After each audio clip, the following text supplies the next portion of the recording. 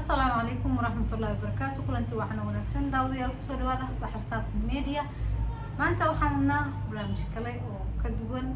waxa meeshaan soo fadhiisayna ay tahay wax maanta qiiro gaar ah anaga nagliyay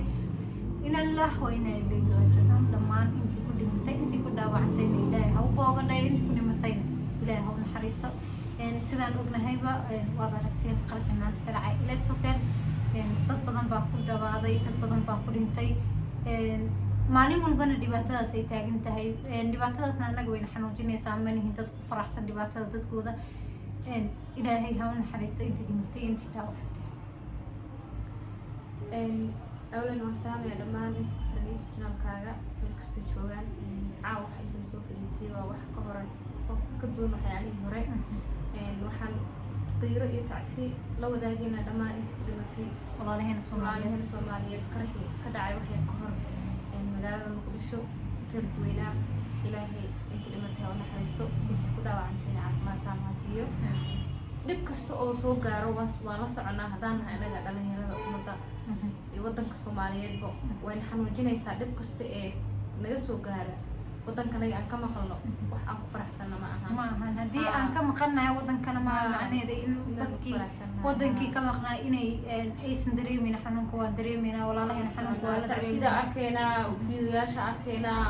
Facebook-da daawanayna xanuujinaysaa waxa laga yaabaa dadka maanta socona wax walba wadanka ka jiro dhib kasta rafaad walba waa u soo duceynaa habeen walba maalin walba qalbiga u soo duceynaa xanuunka soo gaara ayaga waa mid anaga ma soo gaaray waa la dareemayna xanuunka ilaahay waxa ugu bariyay inta kala mataniyo in ilaahay naxariisto intii marka daawacana ilaahay inuu boogadhayo Soomaaliya waxaan leenahay aan garabka is qabsano yana isku dayin dadka dhibaatada geysanaya waa dad Soomaaliyeed dadka dhibaatada loo geysanaya waa dad Soomaaliyeed dalka dhibaatada loo geysanaya la burburinayna waa dal Soomaaliyeed hadii anaga aan isku tashaniyaa isku tashanayo yaa maanta rabnaa in wadankeena uu dhiso farma waxaad arkaysaa dhalinyaro badan oo leh muqdisho ma tagaayo wadankii ma rabo iyo waxyaabo noocaas ah wallahi laga xumaado waaye haddaad wadankaada ka soo tagto oo wadankaada tagto horta dal aan dalkaada ahayn oo dareen ku joog si fiican haddaad wadankaada ka soo tagto wax kasto dhib kasto ku qabto wadankaaga marna wadankuu bedelaya ma jirto waa wadankaagii adiga iskale jiilka dambeeya iskale kii naga horeeyaa lahay markasta waxaa loo baahan yahay xanuunka iyo qiirada inaan la wadaagno dadkeena Soomaaliyeed aan dareeno wadankeena aan jeclaano aan noqono dad garabka is qabsado oo kor isku hayo asxaabay hadii aad maqlaysaan buuq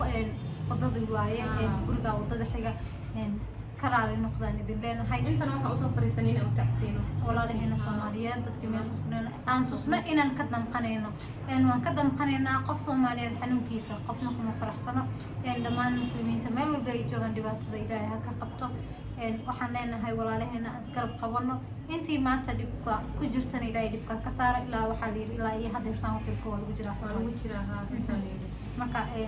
Soomaaliya aan isgarab qabano dadka markay isku baahan yihiin baa la sugan karaa waxa la yiri marka insha Allah dhammaan Ilaahay uu naxariistaan leenahay inna lillahi wa inna ilayhi raaji'uun